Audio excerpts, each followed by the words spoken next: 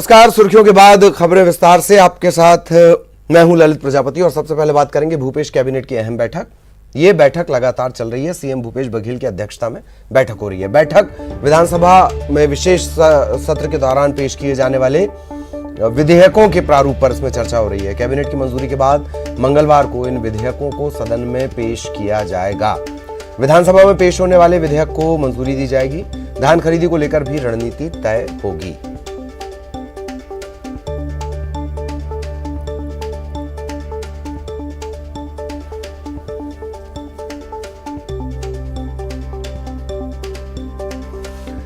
और सहयोगी सुरेंद्र इस वक्त हमारे साथ जुड़े हुए हैं, सीधा आपको लिए चलेंगे। सुरेंद्र, क्या कुछ अपडेट? बैठक क्या अभी भी चल रही है?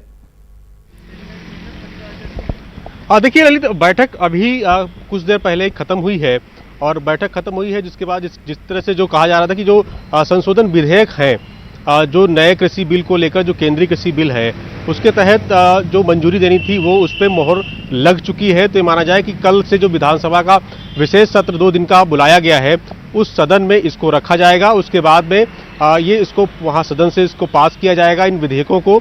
तो विधेयक पास होने के बाद जो नए संशोधन किए गए हैं जो कृषि बिल को लेकर, तो उनके बाद सदन के पास होने के बाद वो राज्यपाल के पास जाएंगे।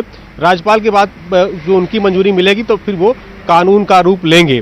तो माना जाए कि जिस तरह से जो कैबिनेट की जो बैठक थी जिसमें अगर कहें तो बात जो धान खरीदी को लेकर था कि यहाँ पर जो धान खरीदी होनी है उसको लेकर भी चर्चा इस कैबिनेट की बैठक में हुई है, क्योंकि बैठक अभी खत्म हुई है। उसके बाद कुछ देर के बाद में कैबिनेट मंत्री जो रविंद्र चौबे हैं, जो सरकार के प्रवक्ता भी हैं, वो जो प्रेस को ब्रीफ करेंगे। उसके बाद क्या कुछ और निर्णय लिए गए हैं, क्योंकि जिस तरह से जो संशोधन विधेयक को खुद ही बताया गया था कि 4 संशोधन विधेयक हैं उनको लाएगी सरकार। तो कल से विधानसभा का विशेष सत्र बुलाया गया है, तो उसमें इन संशोधन विधेयक को रखा जाएगा, उसको उसमें पारित किया जाएगा। तो कैबिनेट की बैठक तो खत्म हो चुकी है, उसमें और क्या निर्णय लिए गए हैं वो अभी कुछ देर के बाद जब सरकार के जो प्रवक्ता हैं रविंद्र चौबे वो ब्रीफ करेंगे पत्रकारों को, तो उसमें पता चलेगा। जी रवि जी। एक और खास बात कि जिस बिल को लेकर ये तमाम बातें चल रही हैं, नए कानून को लेकर तमाम बातें चल रही हैं, क्या उसकी बारीकियों को लेकर भी तय हो जाएगा? क्योंकि कल तो सदन के पटल पर इसे रखना है और कैसे ये तैयार किया गया, क्या क्या इसका प्रारूप होगा, क्या इसके बारे में अभी पता चलेगा या कल ही कोई जानकारी लग पाएगी? सुरेंद्र, ललित, जो सूत्रों के हवाले से जो खबर है वो वहां से निकल के ये सामने आ रही है कि जिस तरह से जो एमएसपी है, जो समर्थन मूल्य है, उस पे एक सरकार उस पे निर्धारित करेगी कि ये इतना जो मूल्य है, निर्धारित मूल्य है, उसे अगर उससे नीचे लिया जाएगा तो उस पे जो है दंडात्मक कार्रवाई की जाएगी। इस तरह से प्रावधान इस संशोधन विधेयक में किए गए हैं, जिनकी मंजूरी कैबिनेट की जो बैठक है उसमें लग चुकी है।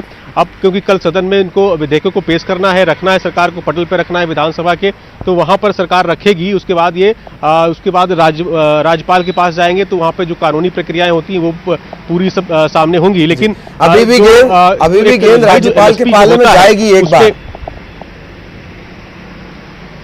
बिल्कुल ललित, ये तो जिस तरह से शुरू से ही रहा है कि जिस तरह से विशेष सत्र बुलाने को लेकर भी राज्यपाल और सरकार के बीच में जो बातें निकल के सामने आई थी, उसके बाद में हालांकि जो प्रवक्ता है सरकार के, उन्होंने बात को दरकिनार किया था कि इस तरह से कोई भी अनबन या किसी प्रकार की कोई बात नहीं है कि सरकार और उन दोनों के बीच में।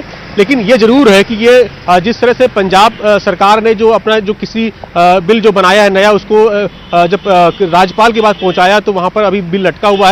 तो यहाँ पर भी ये कयास लगाए जा रहे हैं कि जो 27 और 28 तारीख को जो विशेष सत्र है उसमें जो कृषि बिल की संशोधन लेकर सरकार आई है वो जब जाएगा राज्यपाल के पास, तो हो सकता है कि वहां पर वो अटक सकता है। ये बात को अभी कुछ देर के बाद बीजेपी जो विधायक दल की बैठक होनी है तो उसमें ये रणनीति तैयार की जा रही है। नेता प्रतिपक्ष ने ये भी कहा है, अभी कुछ देर के बाद पहले जो हमारी बातचीत उनसे हुई थी तो उन्होंने कहा है कि जिस तरह से ये जो विधेयक है वो राज्यपाल के पास जाएगा तभी कानून बनेगा। हालांकि वो पूरी तरीके से विधानसभा के सदन में उसका विरोध करेंगे, जो विधेयक लाएंगे, जो हालांकि किसानों के साथ में खड़े होने की बात जरूर वो कह रहे थे।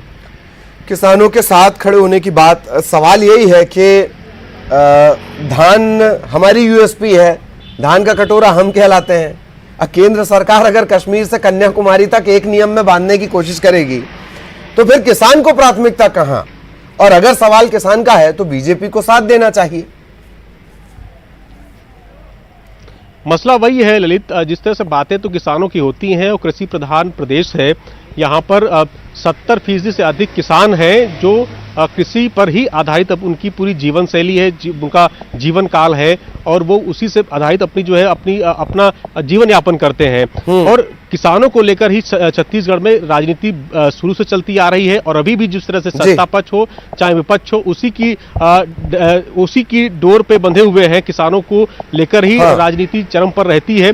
और ये जरूर है कि ये जो विधेयक जो लाए गए हैं, जो मंजूरी मिली कैबिनेट में, उसके बाद जब सदन में जाएंगे तो सदन में जो विपक्ष है बीजेपी है, इसका विरोध जरूर करेगी, क्योंकि उसको केंद्र का जो कृषि बिल है उसके जो अच्छाइयां हैं उसको बताना है लोगों को। और जिस तरह से बीजेपी ने इसको लेकर पूरे प्रदेश में अलग अलग जगहों पर अपनी बैठकें भी शुरू कर दी हैं कि ये कृषि बिल जो है किसानों के हित में है, तो दोनों पार्टियां किसानों के हित में होने की बात कह रही हैं। लेकिन 20 किसान किस तरह समझता है, 20 से ज्यादा किसान संगठन अगर सड़कों पर आते हैं तो ये समझा जाए कि बीजेपी अब तक इस बिल को समझाने में नाकामयाब रही है।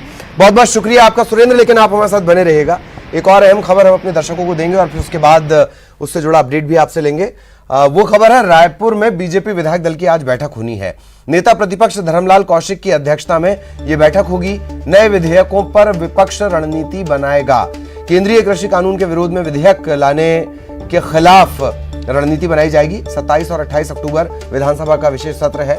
इसी के बारे में सुरेंद्र भी लगातार जानकारी दे रहे हैं कि बीजेपी भी हमलावर होगी, हमलावर वो रहेगी और किसानों की बातें सब कर रहे हैं। किसान से जुड़ी एक बात बड़ी दिलचस्प है कि किसान हमेशा राजनीति के केंद्र में रहता है और किसान की जो किस्मत है वो हमेशा हाशिए पर पड़ी रहती है। सुरेंद्र लगातार हमारे साथ बने हुए हैं, एक बार फिर सुरेंद्र के पास चलेंगे। सुरेंद्र, नेता प्रतिपक्ष बैठक बुलवा रहे हैं, बीजेपी की ये बैठक होने वाली है। कब ये बैठक होगी और क्या कुछ इसमें निकल कर आएगा?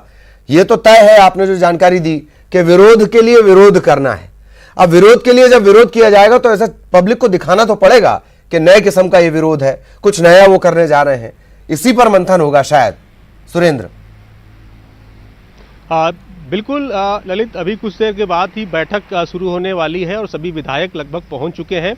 और क्योंकि 14 ही विधायक हैं तो उसमें से सारे विधायक तो पहुंचना मुमकिन नहीं है, लेकिन ये माना जाए कि 10 से 12 विधायक इस पूरी बैठक में शामिल होंगे और रणनीति यही बनेगी जो केंद्र का जो कृषि बिल है उसमें जो अच्छाइयां हैं उसको किस तरह से किसानों को बताना है। और विधानसभा में जब जो संशोधन विधेयक अलग अलग जो 4 विधेयक हैं अलग अलग सरकार लाएगी तो उसको किस तरह से उसका विरोध करना है, इसकी रणनीति बनाई जा रही है। क्योंकि ये बैठक 1 घंटे तक तकरीबन चलने की बात नेता प्रतिपक्ष ने कही है, तो ये माना जाए कि अभी कुछ देर के बाद बैठक शुरू होगी और लगभग शुरू होने वाली है बैठक। और उसके बाद ये रणनीति तैयार की जाएगी कि जब विधानसभा का 2 दिन का सत्र है उसमें कैसे सरकार को घेरा जाए और जो वो विधेयक लेके आएगी, पटल पे रखेगी सरकार, तो उसको कैसे विरोध किया जाए, उस किसानों का हितैषी कैसे बना जाए। ये विपक्ष लगातार लगा हुआ है।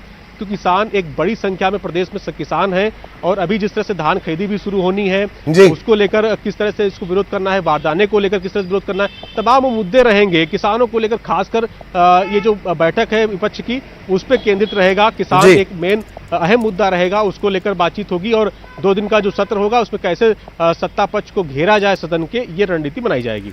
चलिए, बहुत बहुत शुक्रिया आपका सुरेंद्र इस तमाम जानकारी के लिए। सहयोगी सुरेंद्र लगातार हमारे साथ बने हुए थे और जिस तरीके से वो जानकारी दे रहे हैं, थोड़ी देर बाद ये बैठक शुरू होने वाली है। बहुत दिलचस्प है ये बैठक भी।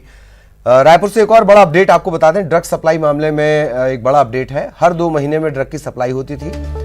रायपुर पुलिस लगातार राइडेन बथेलो से पूछताछ कर रही है और इसी ने ये खुलासा किया है, हर 2 महीने में ड्रग्स की सप्लाई किया करता था। कई बड़े खुलासे भी इससे पूछताछ के दौरान हुए हैं।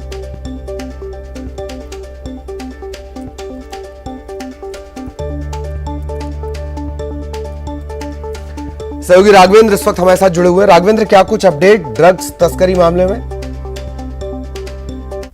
मामले में लगातार कोई न कोई खुलासा हो रहा है। जो आरोपी अभी लेटेस्ट पकड़ा गया था राइडेन बथेलो, जो कि मुंबई का रहने वाला है, उसकी गिरफ्तारी के बाद ये पता चला है कि वो हर 2 महीने में ड्रग्स की सप्लाई छत्तीसगढ़ में करता था और पिछले 3 सालों से राजधानी सहित प्रदेश के जो दूसरे हिस्से हैं बिलासपुर, रायपुर और भिलाई जो शहर है, जो 3 बड़े मुख्य शहर हैं, इसके अलावा खरसिया भी है, जिन जगहों पर ज्यादा बड़े व्यापारी रहते हैं, साथ ही स्टूडेंट्स इन जगहों पे पढ़ाई के लिए आते हैं। तो ये तस्करी करने वाले लोग हैं, इनमें जो है खपाते थे और यही वजह है कि जो है ये आरोपी जो पकड़ में आया है उससे पूछताछ में ये खुलासे लगातार हो रहे हैं।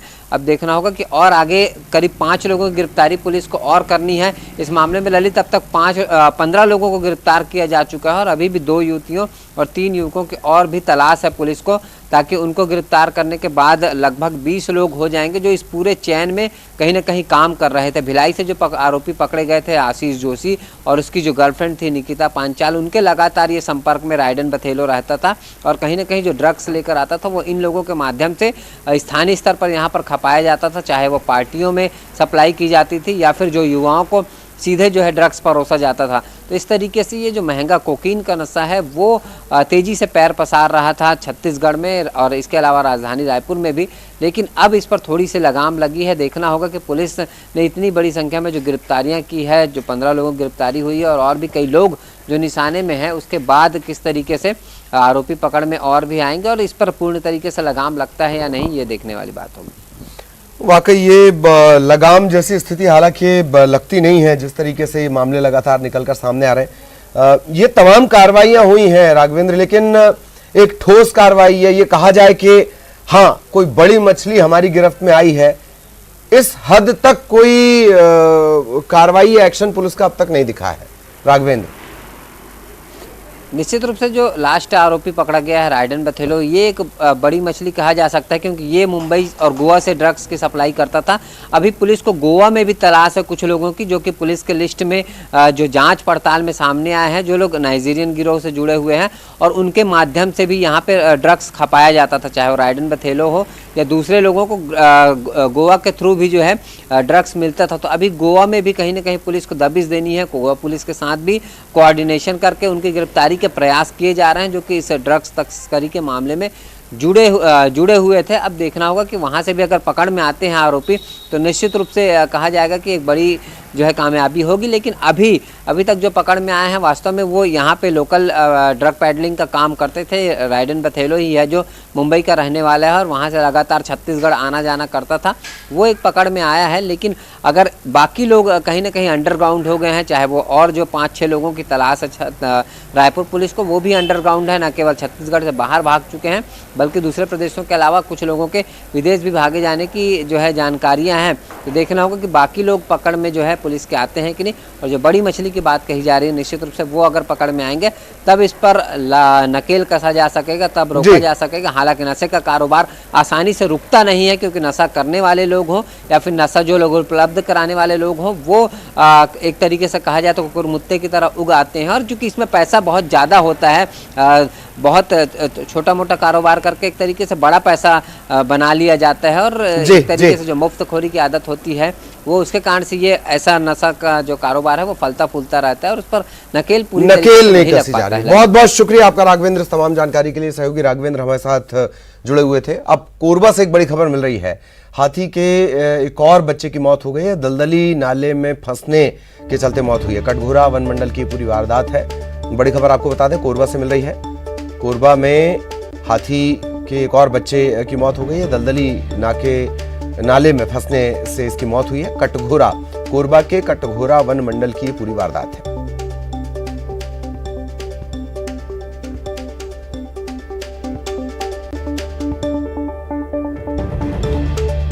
और इधर खबर धमतरी से। धमतरी की सीमा में हाथियों का दल वापस लौट आया है। पठार इलाके में हाथी नजर आए हैं। धान की फसल को ये नुकसान इसने पहुंचाया है। वन विभाग अब किसान को मुआवजा देगा। तो धमतरी की सीमा में वापस हाथियों का दल लौट आया है और पठारी इलाके में एक बार फिर हाथी देखा गया जिसने फसल को नुकसान पहुंचाया है।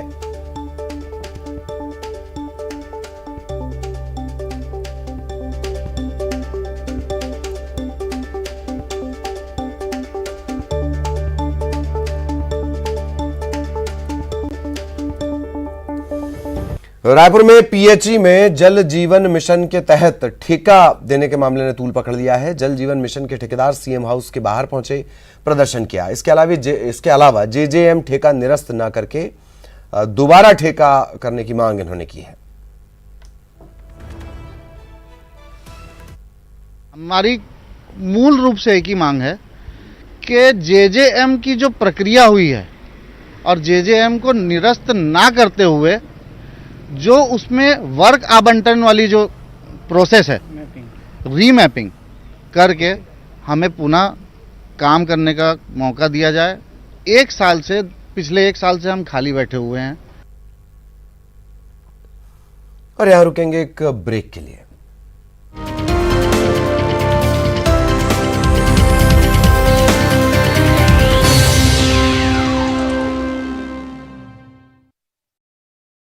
रखना होगा, पूछेंगे सवाल तमाम मुद्दों पर और जवाब तो देना होगा। सिर्फ न्यूज़ 18 मध्य प्रदेश छत्तीसगढ़ पर। प्रदेश के हर शहर, हर गांव, हर कस्बे की खबर तेजी से और कोरोना से छिड़ी प्रदेश की जंग की हर अपडेट रिपोर्ट सुपरफास्ट छत्तीसगढ़ में।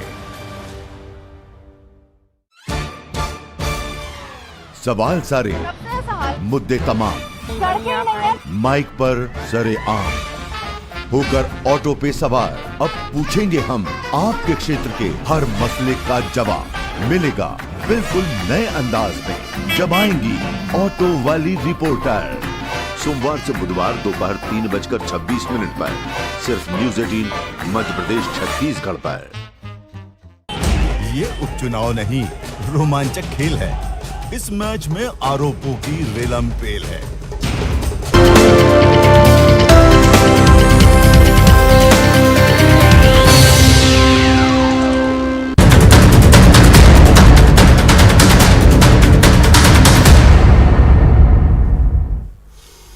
और अब बात करेंगे मरवाही के दंगल की। मरवाही उपचुनाव में सरगर्मी तेज हो चली है। इसी कड़ी में बीजेपी नेता रामदयाल उइके ने बड़ा बयान दिया। उन्होंने कहा कि जानबूझकर सरकार ने प्रशासन पर दबाव डलवाकर मेरे भतीजे अमित जोगी का फॉर्म निरस्त कराया। अब जनता कांग्रेस का वोट बीजेपी को जाएगा। उइके ने अमित जोगी को अपना भतीजा बताते हुए कहा कि जोगी परिवार से मेरे पारिवारिक संबंध है। छत्तीसगढ़ में स्थानीय पार्टी का अस्तित्व नहीं, इसीलिए वो बीजेपी में गए। मरवाही उपचुनाव को लेकर सियासत काफी हो रही है, क्या लगता है किस तरह से माहौल आपको बनता है यहाँ पर दिखाई दे रहा है? मरवाही की जनता इतनी समझदार है, इस बार सोच समझ के वोट करेंगे और भारतीय जनता पार्टी को वोट करेंगे, क्योंकि मैंने तीनों ब्लॉक का दौरा किया। आदिवासियों के बीच में हमने बातचीत की, समाज के लोगों से हमने बातचीत किया। उनका कहना है कि जिस तरह से जोगी जी हमेशा सक्रिय रह करके यहाँ की जनता की सेवाएं देते थे, उसके बाद कांग्रेस की यहाँ पे सरकार आ गई है। 2 साल में कांग्रेस सरकार ने यहाँ के विकास के लिए कोई काम नहीं कर रहा है। अच्छा, एक चीज ये भी है कि आपने अजीत जोगी के लिए अपनी सीट खाली की, वो मुख्यमंत्री बने और उसके बाद 20 सालों तक के इस पूरे विधानसभा की जो पहचान रही है वो अजीत जोगी के नाम से रही है। ऐसा नहीं लगता कि आपने उनको सीट देकर के काफी कुछ खोया है? मैंने मरवाही के चौमुखी विकास के लिए सीट दिया था और जोगी जब थे मुख्यमंत्री यहाँ लगभग 38 सिंचाई के साधन बनाए। मलिनिया जलाशय, घघरा जलाशय, सिमरदा जलाशय, खुज्जी जलाशय, खुज्जी डायवर्शन, बड़े बड़े स्टॉप डैम, उन्होंने जहाँ एक एक 12 टोला तक बिजली पहुंचाए थे। तो हम दोनों मिलके यहाँ का चौतरफा विकास तो हुआ, लेकिन आज की स्थिति में कांग्रेस वालों ने उनके साथ कितना बड़ा धोखा किया, कितना बड़ा उनको तकलीफ पहुंचाए कि आज जोगी जी नहीं है तो अमित जोगी और ऋचा जोगी उनके पार्टी की तरफ से, जनता की तरफ से उन्होंने फॉर्म भरवाया। कांग्रेस वालों ने जानबूझकर उनके फॉर्म को रिजेक्ट करवा दिए।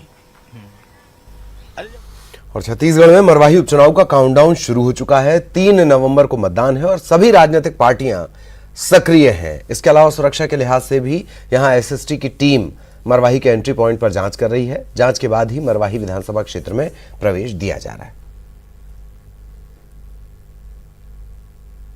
उपचुनाव के लिए वोटिंग 3 नवंबर को होनी है और चप्पे चप्पे पर निगरानी के लिए पूरी टीम जुटी हुई है। इस वक्त हम एंट्री पॉइंट पर ही हैं मरवाही विधानसभा के, और ये एंट्री पॉइंट का दृश्य आप देखिए, यहाँ की तस्वीरें आप देखिए। तमाम वीआईपीज आपको यहाँ से जाते हुए दिखेंगे। और जिस तरह से आप ये देखिए कि चेक पोस्ट यहाँ पर लगा हुआ है और साथ ही सुरक्षा के लिए यहाँ पर तमाम जवान तैनात हैं। इसके अलावा जो यहाँ पर जिला प्रशासन की टीम बनाई गई है वो तैनात है। एक तरह से यहाँ पर पूरा चेक पोस्ट तैयार कर लिया गया है ठीक मरवाही के एंट्री पॉइंट पर ही। और ये एसएसटी जो कि स्थैतिक निगरानी दल होता है वो सभी गाड़ियों की जांच करके ही आगे बढ़ने दिया जा रहा है। और क्योंकि इसलिए चुनाव में पारदर्शिता बनी रहे इसलिए ये बहुत ज्यादा जरूरी भी हो जाता है। आप देखिए यहाँ पर सब जो चेक पोस्ट पर सभी गाड़ियों की जांच की जा रही है। जांच के दौरान ये परखा जा रहा है कि आखिर वो गाड़ी कहाँ की है, गाड़ी का नंबर एंट्री, जो सारी चीजें की जा रही है। और क्योंकि चुनाव के लिए भी कुछ ही दिन बाकी है और ऐसे में सुरक्षा बेहद जरूरी हो जाती है क्योंकि कई तरह की चीजों के आने की आशंका होती है। लिहाजा चेक पोस्ट पर तमाम व्यवस्थाएं की गई है जिला प्रशासन द्वारा। जवान यहां पर तैनात हैं, जिला प्रशासन की टीम यहां पर तैनात है और हर गाड़ी को यहां पर फॉलो किया जा रहा है कि आखिर कौन सी गाड़ी यहां पर एंट्री कर रही है और कौन से वाहन यहां से एग्जिट कर रहे हैं। कैमरा पर्सन इमरान कुरैशी के साथ देवव्रत भगत, न्यूज 18 रायपुर।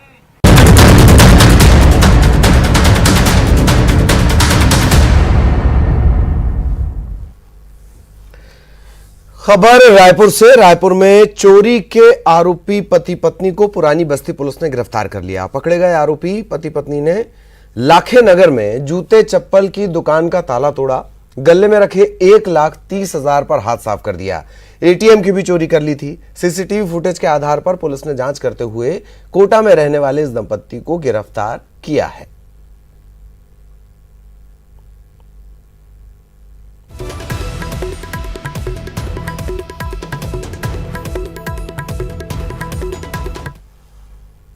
इधर रायपुर में चोरी के 4 आरोपियों को उरला पुलिस ने गिरफ्तार कर लिया है। बताया जा रहा है कि आरोपियों ने बंद मकान का ताला तोड़ा, सोने चांदी के जेवरात पर हाथ साफ कर दिया। इसके बाद शिकायत मिलने पर पुलिस ने ये कार्रवाई की है।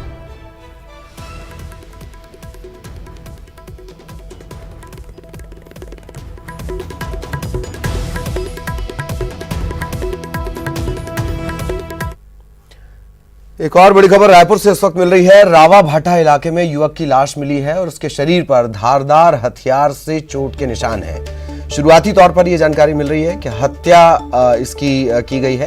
अब तक हालांकि शिनाख्त नहीं हो पाई है कि कौन ये व्यक्ति है जिसकी हत्या की गई, लेकिन लाश मिलने से इलाके में सनसनी फैल गई। खमतराई थाना इलाके का ये पूरा मामला है। पुलिस की पड़ताल जारी है, लेकिन अब तक पुलिस के हाथ खाली हैं। तो रायपुर की कानून व्यवस्था पर लगातार लगभग हर दिन चुनौतियां खड़ी हो रही हैं। इससे पहले मामूली विवाद में एक शख्स की हत्या कर दी गई थी। कमोबेश पूरे छत्तीसगढ़ से इसी तरह की खबरें। अकेले रायपुर में ही चश्मे के रेट को लेकर विवाद शुरू हुआ और देखते ही देखते वो चाकूबाजी तक पहुंच गया। ड्रग्स के मामले में लगातार नए खुलासे और अब कानून व्यवस्था और हत्या के मामले तेजी से बढ़ते हुए। रावा भाटा इलाके में युवक की लाश मिली है। 30 से 35 साल के करीब इसकी उम्र बताई जा रही है। शिनाख्त अब तक नहीं हुई है। शुरुआती तौर पर यह जान पड़ता है कि धारदार हथियार से इसे मौत के घाट उतारा गया है।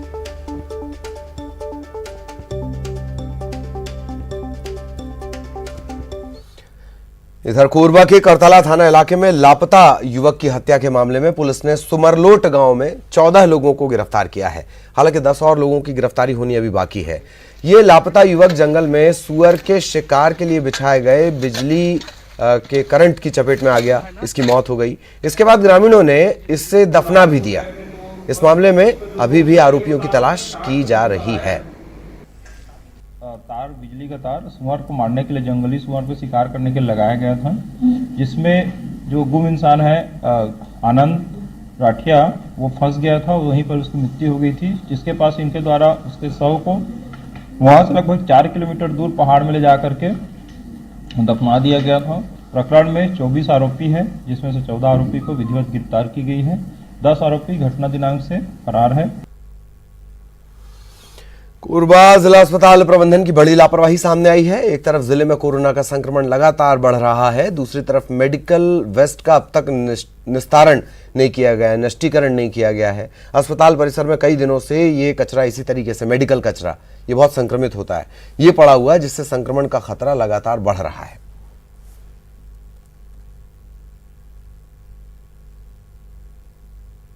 वेस्ट निकलता है नहीं, ये वहाँ ये बायोमेडिकल वेस्ट है। हॉस्पिटल में जो वेस्ट निकलता है नहीं, ये वहाँ का आइसोलेशन वार्ड का जो वहाँ के कर्मचारी लोग जो पैन के उपयोग करने के बाद यहाँ रखते हैं। हाँ।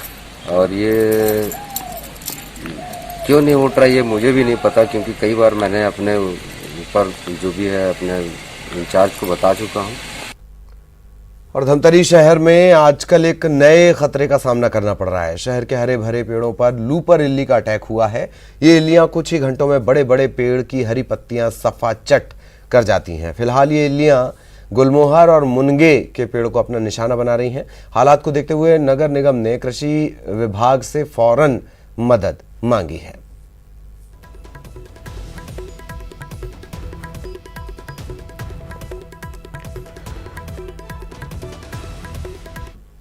और इसी के साथ इस बुलेटिन में इतना ही। नमस्कार।